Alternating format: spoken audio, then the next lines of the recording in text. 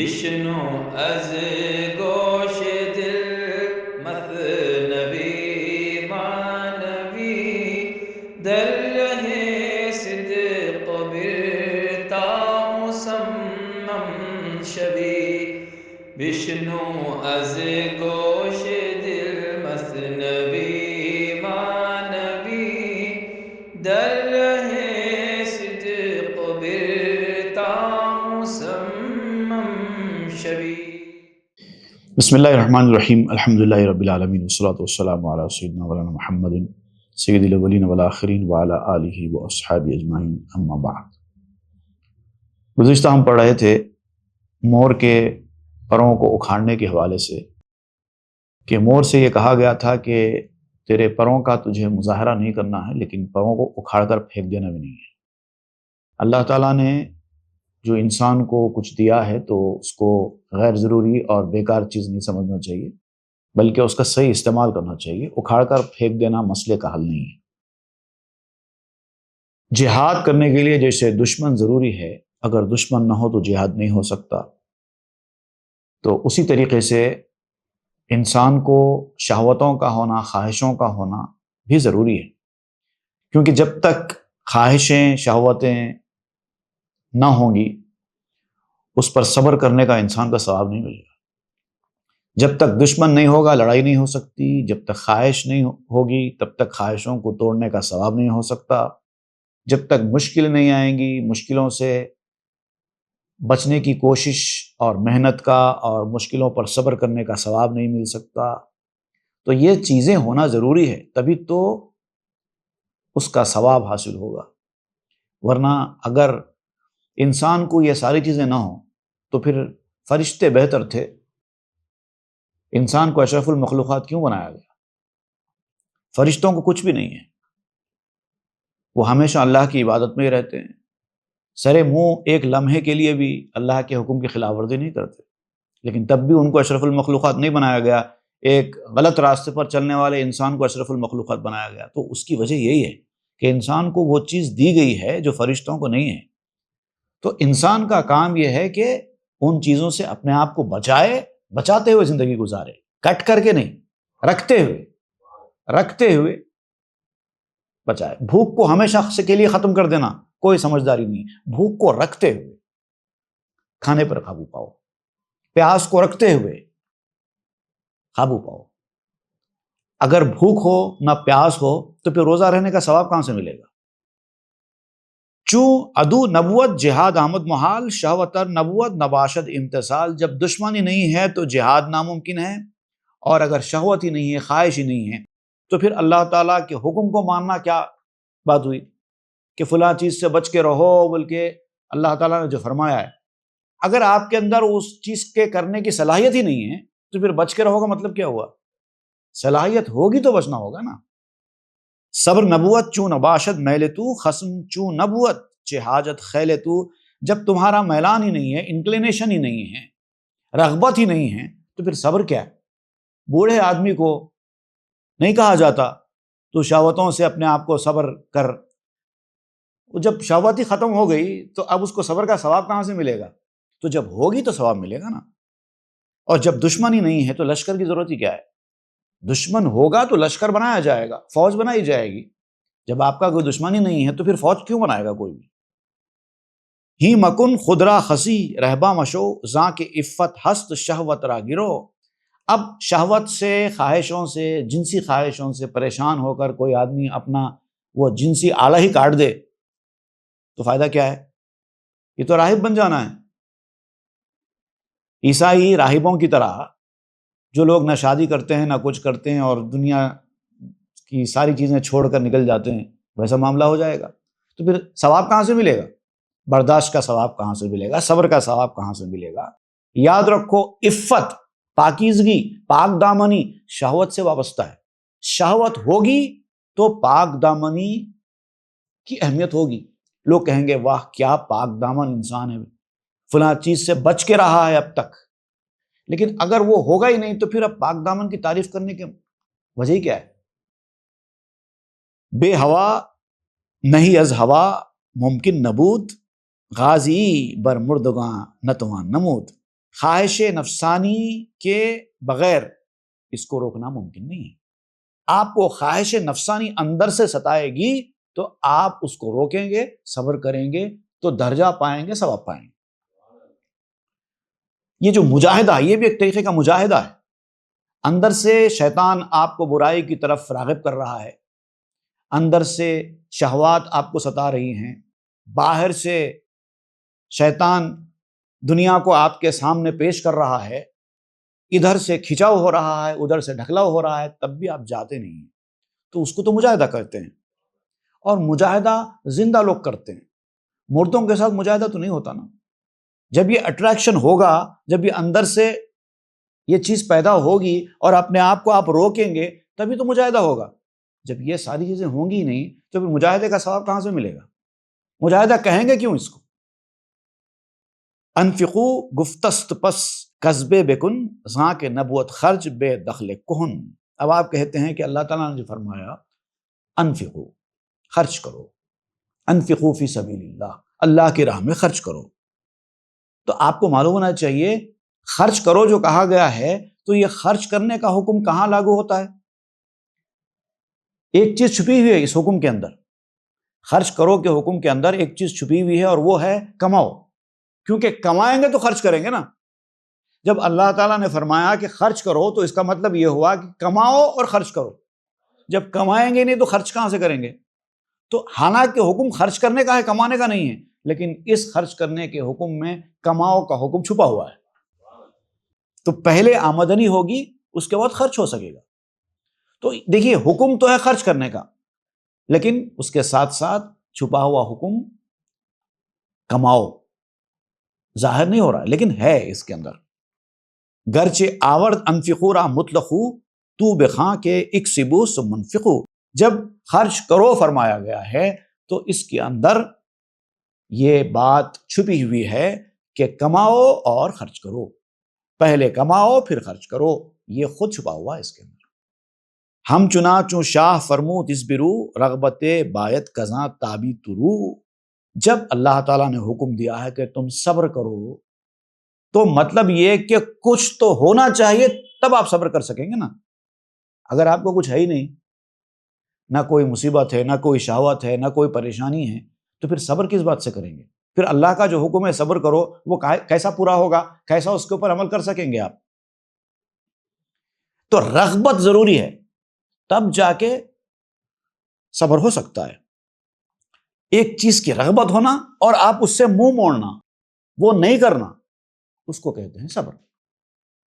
پس کلو از بہر دام شہوتست بعد ازاں لا تسرفو عفتست۔ آپ کہتے ہیں کہ ایک مقام پہ اللہ تعالیٰ نے فرمایا کلو وشربو ولا تسرفو، کھاؤ پیو اور فضول خرچی مت کرو۔ اب دیکھیے کھاؤ پیو کیوں؟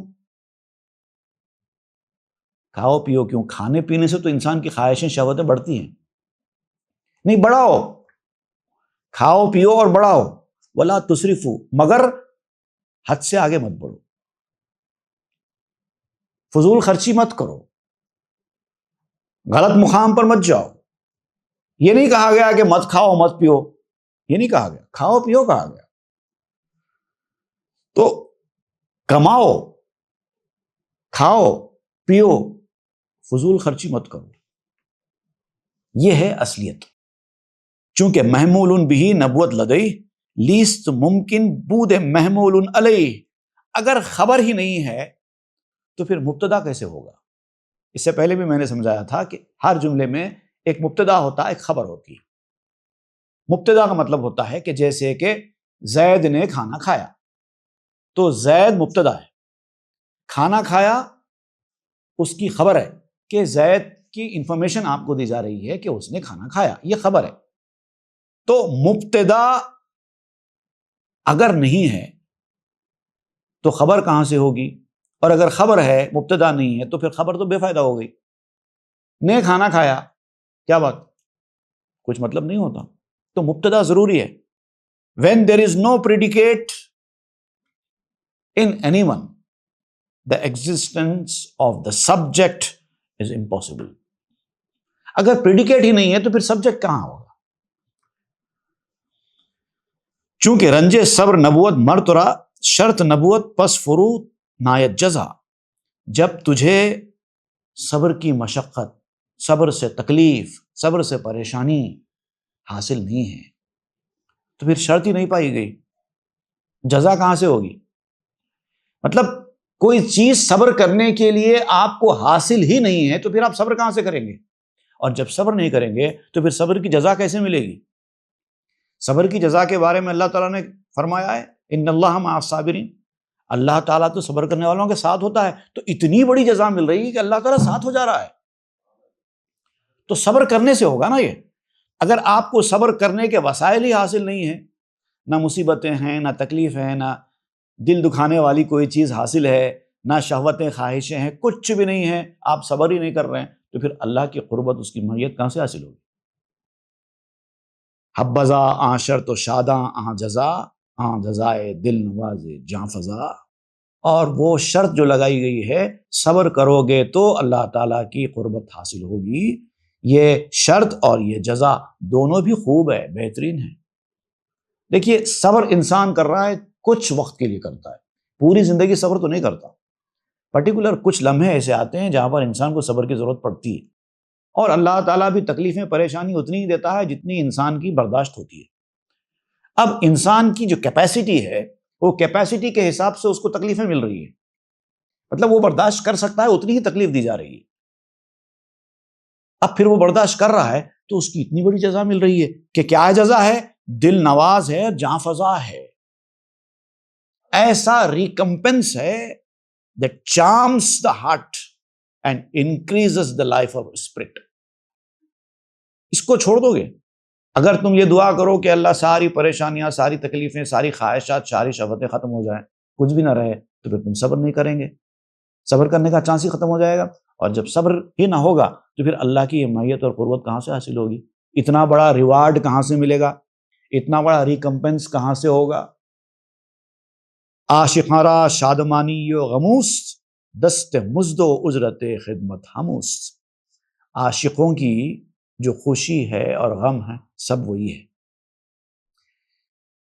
دیکھیے انسان صبر دو چیزوں کی وجہ سے کرتا ہے، ایک تو سزا و جزا، کہ اگر صبر نہیں کریں گے یا اگر صبر کریں گے تو اللہ تعالیٰ جنت دے گا، صبر نہیں کریں گے تو جہنم ملے گی، تو لہٰذا جہنم کے ڈر سے اور جنت کے شوق میں انسان صبر کر رہا ہے، ٹھیک ہے، وہ صبر بھی کام کا ہے۔ لیکن جو عاشقوں کا صبر ہوتا نا، وہ نہ جنت کی خواہش میں ہوتا ہے، نہ دوزخ سے ڈر کے ہوتا ہے، وہ تو اپنے محبوب کے لیے ہوتا ہے، اس کی رضا خوشنودی کے لیے ہوتا ہے۔ تو جو آدمی اللہ کی رضا خوشنودی کے لیے صبر کرتا ہے تو اس کے بارے میں کہا گیا ہے کہ اللہ تعالیٰ اس کو جنت اور دوزخ تو بہت معمولی چیز ہے، اللہ تعالیٰ خود اس کا ہو جاتا ہے۔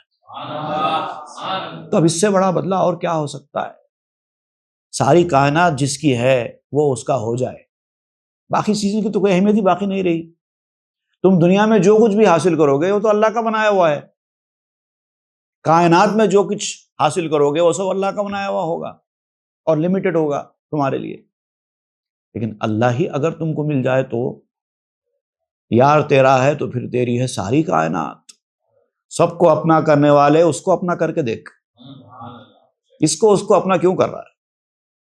اور یہ جس کو اس نے بنایا ہے اس کو اپنا کر لے، تو یہ بہت دل نواز اور جاں فضا جزا ہے۔ تو عاشق لوگ ہمیشہ اس کی فراق میں رہتے ہیں، اس کا غم بھی وہی ہے، خوشی بھی وہی ہے، سب وہی ہے عاشق کے واسطے، اسی کو تو عاشق کہتے ہیں۔ مزدوری بھی وہی ہے، اجرت بھی وہی ہے، خدمت بھی اسی کی ہے۔ جب اس کی خیال سے، جب اس کی صورت سے جب کام کیا جاتا ہے تو وہ ہو جاتا ہے۔ من کان للہ کان اللہ لہ، جو اللہ کا ہو جاتا ہے اللہ اس کا ہو جاتا ہے۔ غیر معشوق اور تماشائی ود، عشق نبوت حرز سودائی بود۔ اگر آپ اپنے محبوب کے علاوہ کسی اور کو دیکھے یا کسی اور کی خوشنودی کا خیال کرے، غیر کا تماشائی بنے، تو یاد رکھو یہ عشق نہیں ہے، یہ کیا ہے؟ حرزہ سودائی ہے، بےہودگی ہے، دیوانہ پن ہے، آئیڈل پیشن ہے جس کا کوئی فائدہ نہیں ہے۔ عشق آنشولاست کوچوں برفروخت، ہرچہ جز معشوق باقی جملہ سوخت۔ عشق حاصل کرو، اور عشق وہ شعلہ ہے جب وہ روشن ہو جاتا ہے تو اپنے محبوب کے سوا کچھ اور دکھائی نہیں دیتا، اس کو سب جل جاتا ہے، اس شعلے میں سب جل جاتا ہے۔ عشق کے میدان میں جب آتے ہیں، جب آپ کس سے عشق کرتے ہیں تو اپنے محبوب، اپنے معشوق کے سوا کچھ دکھائی نہیں دیتا، بس صرف اسی کو دیکھتے۔ تیغ لا در قتل غیر حق براند، در نگر زاں پس کے بعد لاچے ماند۔ اب یہ جو آپ نے کلمہ پڑھا ہے، سب سے پہلے تو آپ نے غیر کی نفی کی ہے اس میں، بعد میں اللہ کی وحدانیت کو مانا ہے۔ سب سے پہلے غیر کو ہٹاؤ، بعد میں اللہ کو مانو۔ لا الہ، کوئی نہیں ہے خدا، پہلے آپ نے نفی کی ہے، بعد میں الا اللہ کہا ہے، تو غیر کو ہٹانا ضروری ہے۔ لا الہ، کوئی خدا نہیں ہے، کوئی معبود نہیں ہے، کوئی ہے ہی نہیں۔ پہلے تو آپ نے کوئی ہے نہیں کہہ دیا، اس کے بعد کہا الا اللہ کے سوا۔ یہ طریقہ کار ہے غیر کو ہٹانے کا۔ تو لا الہ کہنے کے بعد تبھی الا اللہ آپ کے ایمان کو پورا کرے گا۔ اگر آپ نے صرف اللہ اللہ کیا تو ایمان آپ کا پورا نہیں ہوگا۔ لا الہ کہنا ضروری ہے، کوئی نہیں۔ ماند الا اللہ باقی جملہ رفت، شاد باش اے عشق شرکت سوز زفت۔ الا اللہ رہ گیا اور باقی سب فنا ہو گیا۔ لا الہ کے ساتھی سب فنا ہو گیا، صرف ایک الا اللہ رہ گیا۔ اسی لیے بتایا گیا ہے کہ عشق شرکت کو ختم کر دیتا ہے، اللہ کے ساتھ کسی کو شریک کرنے کو ختم کر دیتا ہے، اور جو اس راستے پر جاتا ہے وہی آدمی کامیاب ہوتا ہے۔ اللہ کے ساتھ کسی کو شریک نہ کرو۔ خود ہموں بود اولین و آخرین، شرک جز ازدید احول مبین۔ صرف وہی اولین ہے اور وہی آخرین ہے، وہی اول، وہی آخر، وہی ظاہر، وہی باطن۔ عاشق کی نظر ایسے ہی کام کرتی ہے، جو کچھ ہے بس وہی ہے، اور اگر اس کے سوا آپ کو کچھ اور دکھائی دے رہا ہے تو مطلب آپ بھینگی آنکھ والے ہیں۔ احول، جس کو ہر چیز دو دو دکھائی دیتی ہے، رہتی تو ایک ہے لیکن دکھائی دیتی دو ہے، کیونکہ آنکھ کے اندر خرابی ہے۔ آدمی ایسا دیکھتا ہے اور دیکھ کے بولتا ہے مجھے آپ دو دکھائی دے رہے ہیں، تو مطلب آپ احول ہو گئے ہیں، بھینگے ہو گئے ہیں۔ اللہ ایک ہی ہے، دو نہیں ہے، لیکن اگر آپ کو دو دکھائی دے رہے ہیں تو اس کا مطلب آپ بھینگے۔ اے عجب حسن بود جز عکس آں، نیست تن را جنبش از غیر جاں۔ تعجب کی بات ہے، حیرت کی بات ہے کہ دنیا میں جتنا بھی حسن ہے، جتنا بھی خوبصورتی ہے، جتنے بھی کمالات ہیں، جتنے بھی ہنر ہیں، سب اللہ تعالیٰ کے کمالات، اس کے جمال کا صرف عکس ہے، اصلیت نہیں ہے۔ جیسے کہ چاند کی روشنی اصلیت نہیں ہے، وہ تو سورج کی روشنی چاند کے اوپر پڑ رہی ہے، آپ کو چاند روشن دکھائی دے رہا ہے۔ تو دنیا میں جتنے کمالات ہیں، جتنی خوبیاں ہیں، وہ صرف اللہ تعالیٰ کی خوبیوں کا عکس ہے، صرف شیڈ ہے، اور آپ اسی کے پیچھے دیوانے ہو رہے ہیں۔ نہیں، اصلیت کی طرف جاؤ۔ اصل چیز ہے، جیسے انسانی جسم ہے، انسانی جسم حرکت کر رہا ہے، ہاتھ اٹھ رہا ہے، نظر اٹھ رہی ہے، پاؤں چل رہا ہے، دماغ سوچ رہا ہے، دل دھڑک رہا ہے، معدہ کام کر رہا ہے، یہ سب کچھ ہو رہا ہے۔ کیا یہ جسم ہے جو یہ سب کچھ کر رہا ہے؟ نہیں، یہ روح ہے جو دکھائی نہیں دیتی۔ روح کی وجہ سے سب کچھ ہے۔ جب تک روح جسم میں ہے تب تک جسم تر و تازہ بھی ہے اور کام بھی کرتا ہے۔ جیسے ہی روح لمحے بھر کے لیے جسم سے نکل گئی، اب جسم کسی کام کا نہیں رہا، نہ آنکھیں کام کی ہیں، نہ دل کام کا ہے، نہ ہاتھ کام کے ہیں، نہ پاؤں کام کے۔ تو اسی لیے جسم کی طرف مت جاؤ، روح کی طرف جاؤ۔ آنت نیرا کے بود در جاں خلل، خوش نہ گردت گر بگیری در اصل۔ لیکن یہ بات ہر کسی کو سمجھ میں نہیں آتی۔ جس کے جسم کی روح میں خرابی آ گئی ہو، روح تو ہر کسی کو ہے جسم کے اندر، لیکن کوئی جسم کے خول میں پھنسا ہوا ہے، روح کو دیکھتا ہی نہیں۔ تو اس طرح سے روح اس کی خراب ہو جاتی ہے. اور جس کی روحانیت خراب ہو گئی ہے، اگر اس کے سامنے آپ یہ بات بولیں تو اس کو سمجھ میں نہیں آئے گا، وہ مانے گا بھی نہیں، مانتا ہی نہیں ہے، کیونکہ وہ جسم کے خول میں اس کے اندر خرابی آ گئی ہے. اتنا بگڑ جاتا ہے کہ اب اس کو یہ بات سمجھ میں ہی نہیں آتی. خوش نگردت گر بگیری در اصل، وہ ایسا ہو جاتا ہے کہ وہ کبھی اب میٹھا ہو ہی نہیں سکتا، چاہے اس کو شہد میں ڈبائی کیوں نہ. مطلب شہد سے مراد یہاں ہدایت ہے. ہدایت کی کتابیں ان کے اوپر لا لو، دلائل کی انبار لگا دو، اچھی بات سمجھاؤ، کچھ فرق نہیں پڑنے والا، کیونکہ اس کی اصل ہی خراب ہو گئی. ای کسے دانت کے روزے زندہ بود، اس کفے ای جان جامع ربود. یہ بات صرف اسی کو سمجھ میں آ سکتی ہے جس کے اندر زندگی ہے. ایک لمحے کے لیے بھی اگر اس کا دل کبھی زندہ ہوا ہے نا، تب بات سمجھ میں آئے گی. اس جان جاں کے ہاتھ سے جس نے کبھی ایک جام پیا ہوگا نا، اسی کو سمجھ میں آئے گی. فطرت اگر خبیث ہے تو یہ ساری باتیں کچھ بھی سمجھ میں نہیں آئیں گی. دلچسپی ہونا تو دور کی بات ہے، سمجھ میں بھی نہیں آئے گی. اور ایسے سے اچھی چیز کی امید کرنا بھی فضول ہے. فطرت ہی ہے خبیث تو امید خیر کیا، ہوتے ہیں پاک کیا کسی مرد نجس کے پاؤں. ایک آدمی مرد نجس ہے، نجاست سے بھرا ہوا ہے.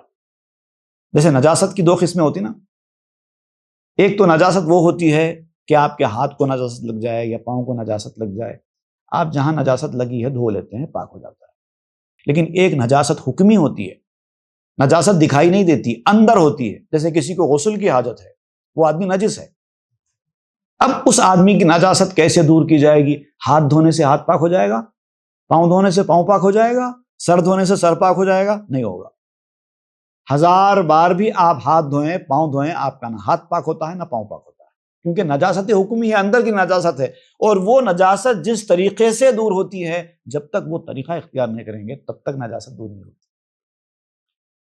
اسی طریقے سے جس کی فطرت میں ہی خباثت ہے، جب تک وہ فطرت کے اندر جا کر اس کی خباثت دور نہیں کریں گے تب تک وہ دور نہیں ہونے والی. اب ایسے نجس آدمی کے آپ پاؤں دھوئیں، کیا فرق پڑتا ہے؟ کچھ نہیں ہوتا. وہاں کے چشمے او ندیدست تارخاں، پیش او جانست این تف دخاں. اور جس آنکھ نے وہ رخسار، وہ چہرہ، وہ جلوہ دیکھا ہی نہ ہو، اس کو پتہ ہی نہ ہو، تو اس کے نزدیک جو دھواں ہے وہی آگ ہے. جیسا اس سے پہلے ہم نے بیان کیا تھا کہ دھوئیں کو دیکھ کر لوگ آگ کا اندازہ کرتے ہیں. تو دھواں دکھائی دے رہا ہے تو ہی وہ آگ کو مان رہا ہے، نہیں تو نہیں مان رہا. لیکن جس کو وہ آگ کی گرمی حاصل ہو گئی ہے نا، اس کو دھوئیں کی ضرورت نہیں پڑتی. اور جس نے اس کا دیدار کر رکھا ہو، جس نے مشاہدہ حاصل کر لیا ہو، مشاہدے کا درجہ حاصل کر لیا ہو، اس آدمی کو یہ ایکسٹرنل چیزوں کی دلائل کی ضرورت نہیں پڑتی. چو ندیدو عمر عبدالعزیز، پیش او عادل بود حجاج نیز. اب آپ کہتے ہیں کہ حضرت عمر بن عبدالعزیز رحمۃ اللہ علیہ یہ بہت نیک بزرگ گزرے، یہ خلیفہ تھے، اموی خلیفہ. یہ خلفاء راشدین کے بعد کا کافی بعد کا دور ہے، لیکن بہت اچھے اور بہت ہی نیک اور پارسا اور عدل و انصاف کرنے والے اولیاء اکرام میں ان کا شمار ہے حضرت عمر بن عبدالعزیز رحمۃ اللہ علیہ. تو آپ کہتے، اور ایک بادشاہ ایک خلیفہ گزرا ہے، اس کا نام ہے حجاج بن یوسف. یہ بھی ایک خلیفہ گزرا ہے، لیکن یہ ظالم خلیفہ تھا. ہزاروں لوگوں کو اس نے شہید کیا، 72,000 بے قصوروں کو مارا. ایسا خلیفہ گزرا. یہ بھی خلیفہ، وہ بھی خلیفہ. تو آپ کہتے ہیں کہ جو آدمی عمر بن عبدالعزیز کی خلافت کو، ان کے عدل و انصاف کو جانتا نہ ہو، وہ حجاج بن یوسف کو ہی عدل کرنے والا اور اچھا خلیفہ سمجھے گا. پہلے جانو نا عدالت کس کو کہتے ہیں، خلافت کس کو کہتے ہیں، نیکی کیا ہوتی ہے. جب جانیں گے تو تب حجاج سمجھ میں آئے گا. تو جو لوگ اللہ والوں کے اصلی اللہ والوں کے ساتھ رہتے ہیں ان کو سمجھ میں آتا ہے کہ اللہ والے کیسے ہوتے ہیں. جو دنیا والوں کے ساتھ رہتے ہیں اس کو 5 وقت نماز پڑھنے والے اللہ والا دکھائی دیتا ہے، کیونکہ ان کو پتہ ہی نہیں ہے للہیت کس کو کہتے ہیں، نیکی کیا ہوتی ہے، تقویٰ پرہیزگاری کیا ہوتی ہے، ان کو پتہ ہی نہیں ہے. تو دنیا داروں کو آپ دیکھیں گے وہ 5 وقت جو نماز پڑھنے والا ہوتا ہے اسی کو متقی پرہیزگار سمجھتے ہیں، حالانکہ وہ تو ہر مسلمان کے اوپر ہی فرض ہے. متقی پرہیزگار کیا، ہر ایمان والا نماز پڑھنا چاہیے. مگر وہ لوگ ایسے ہوتے ہیں کہ انہوں نے ایسے اہل اللہ کو دیکھا ہی نہیں ہے کبھی. اگر عمر بن عبدالعزیز کی حکومت کو دیکھے ہوتے تو حجاج بن یوسف کی تعریف کبھی نہیں کرتے، لیکن انہوں نے دیکھا ہی نہیں نا، اس لیے حجاج بن یوسف ہی ان کو صحیح دکھائی دے رہا ہے. چون ندیدو مارے موسیٰ را سبات در حبال السحر بن دارد حیات. جب کسی نے موسیٰ علیہ السلام کے اژدہے کی طاقت کو دیکھا ہی نہ ہو تو وہ جادو کی رسیوں سے بننے والے سانپوں کو ہی اصلی سانپ سمجھے گا. بھئی جس کو موسیٰ علیہ السلام کے عصا سے بننے والے اژدہے کی خبر ہی نہیں ہے تو وہ رسیوں سے بنے ہوئے سانپوں کو ہی اصلی سانپ سمجھ بیٹھے گا. لیکن جب موسیٰ کا عصا پڑے گا اور وہ اژدہا نکل کر جب ان سانپوں کو کھا جائے گا تب پتہ چلے گا کہ یہ سانپ اصلی سانپ نہیں تھے، اس میں کوئی دم کوئی طاقت نہیں تھی. تو بڑی چیز سے سابقہ پڑھنے کے بعد ہی اصلیت کھل کے آتی ہے. مرغ کو ناخورداز تاب زلال اندر آب شور دارت پر ربال. اور جس پرندے نے اچھا اور لمپٹ واٹر پیا نہیں ہو کبھی زندگی میں وہ کھارے پانی کو ہی اچھا پانی سمجھنے لگتا ہے. ذرا اچھا پانی پی کر تو شیریں پانی پی کر تو دیکھو کس کو بولتے میٹھا پانی، تب پتہ چلے گا. تم اب تک کھارا پانی پی کر گزارتے رہے ہو نا تو کھارے پانی کو ہی درست پانی سمجھتے رہے ہو. یہ حالت ہے. تم نے وہ مشاہدے کی منزل ہی حاصل نہیں کی ہے تو جو کچھ تم کو دکھائی دے رہا ہے اسی کو اصلیت سمجھے ہوئے ہو. جز بے زد زد را ہمی نتواں شناخت چون بینت زخم نشناسد نواخت. ضد کو پہچاننے کے لیے ضد چاہیے. یہ عربی زبان کی ایک کہاوت بھی ہے کہ تعرف الاشیاء بازدادها. چیزوں کی پہچان ان کے اپوزٹ چیزوں سے ہوتی ہے. دن کیا ہے اس کو سمجھنا ہے تو رات سے گزرنا ہوگا تو دن سمجھ میں آئے گا، ورنہ اگر 24 گھنٹے دن ہی چلتا رہے گا تو انسان کو دن سمجھ میں نہیں آتا تھا. ہر چیز میں ایسے ہی ہے. کالا کون ہے اس کو سمجھنا ہے تو گورے کو دیکھنا ہوگا تو کالا سمجھ میں آئے گا. باطل کو باطل سمجھنا ہے تو حق کو دیکھنا ہوگا تو سمجھ میں آئے گا کہ یہ حق ہے تو وہ باطل ہے. تو ضد کو ضد سے پہچانا جاتا ہے. جب کسی نے ظلم کو دیکھا ہی نہیں ہے تو نوازش کو کیسے پہچانے گا، کرم کو کیسے پہچانے گا؟ ظلم کو دیکھے گا مہربانی کو پہچانے گا. ظلم نہیں دیکھے گا تو اس کو مہربانی بھی سمجھ میں نہیں آئے گی. تکلیف کے ساتھ زندگی بسر کرے گا تو آرام دہ زندگی سمجھ میں آئے گی. بچپن سے ہی آرام دہ زندگی اس نے گزاری ہے، تکلیف دہ زندگی کا اس کو احساس تک نہیں ہے تو وہ آرام دہ زندگی کو بھی آرام دہ زندگی نہیں سمجھتا. تو ضد کو ضد سے پہچانا جاتا ہے. لا جرم دنیا مقدم آمدست تابدانی قدر عقلی میں الست. آخرت کو آخرت اس لیے کہا جاتا ہے کہ وہ بعد میں آتی ہے، آخر میں آتی ہے. تو اس سے پہلے دنیا آئی ہے تو دنیا لامحالہ پہلے آئی ہے. اس لیے پہلے آئی ہے کہ اللہ تعالیٰ نے جو وعدہ کیا ہے جنت دینے کا، نعمتیں دینے کا، وہ سمجھا سکیں کہ اصلی نعمتیں ہوتی کیا ہے. تم دنیا میں جاؤ اور دنیا کی جو بیکار نعمتیں ہیں پہلے ان کو دیکھو اور سمجھو کہ نعمتیں اصلی نہیں ہیں. یہ اصلی نعمتیں تو بعد میں آنے والی ہیں، ان نعمتوں کی قدر ہوگی. تو جن جن کو نعمت کی قدر ہونا ہوتی ہے ان کو پہلے مصیبتوں میں ڈالا جاتا ہے. جن کو بچپن سے ہی آرام اور آسائش کی زندگی ملی ہو وہ نعمت کی کبھی قدر نہیں کر سکتے. جن کو اللہ تعالیٰ نے تکلیفوں پریشانیوں میں رکھا ہے دنیا میں وہ آخرت میں جا کے مزے میں ہوں گے، اور جن کو نعمتیں دنیا میں دی گئی ہوں گی وہ آخرت میں جانے کے بعد کہیں گے کہ ارے ہم تو اس کو نعمت سمجھتے تھے، اصل نعمت تو یہ ہے. پہچان ہوگی آخرت کی. چون ازیجا وارہی آجا روی در شکر خانہ ابد شاکر شوی. جب تم اس جگہ سے نکل کر دنیا کی نجات پا کر اس دنیا میں چلے جاؤ گے تو پھر ہمیشہ کے شکر خانے میں پہنچ جاؤ گے اور شکر گزار بنو گے۔ وہ ہے ہمیشہ کا شکر خانہ، میٹھی جگہ۔ گوئی آنجا خاک را می بیختم، زی جہان پاک می بگریختم۔ وہاں جانے کے بعد انسان کہے گا کیا کرتا رہا میں دنیا میں اس دنیا میں آنے سے بھاگتا رہا، موت کے نام سے ڈرتا رہا، دنیا کے چھوٹ جانے کے خوف سے پریشان تھا، کیا کر رہا تھا میں؟ ایک خراب جگہ سے مجھے اچھی جگہ میں لے جایا جا رہا تھا اور میں غیر ضروری کہ پریشان ہو رہا تھا۔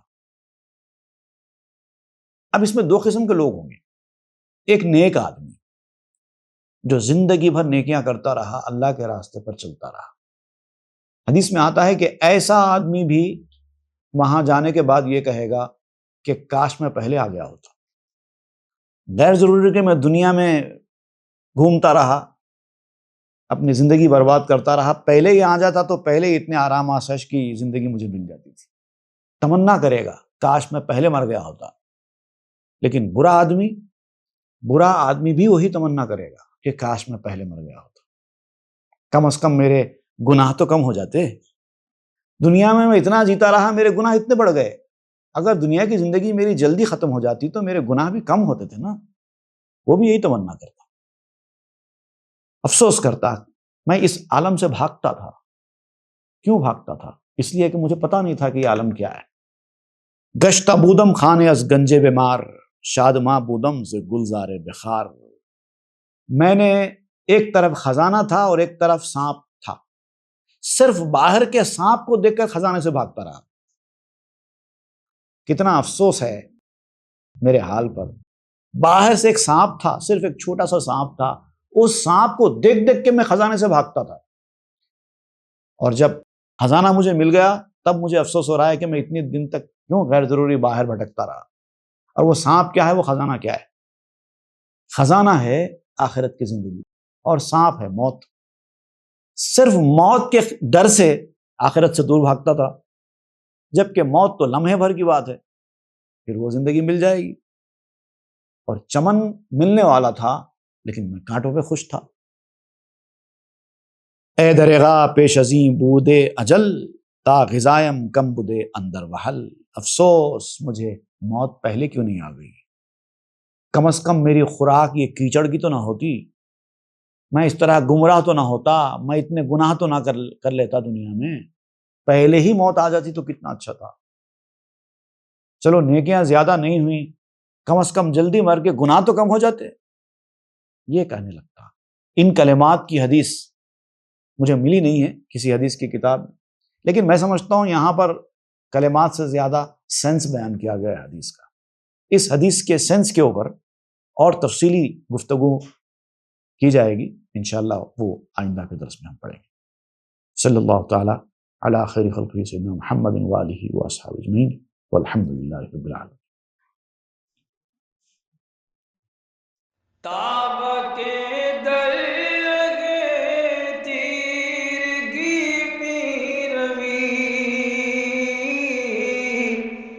بہر توبہ درائے شباب خوی، بشنو از گوش دل مثنوی مانوی، در رہے صدق برتا مسمم شوی، بشنو از گوش دل مثنوی مانوی، در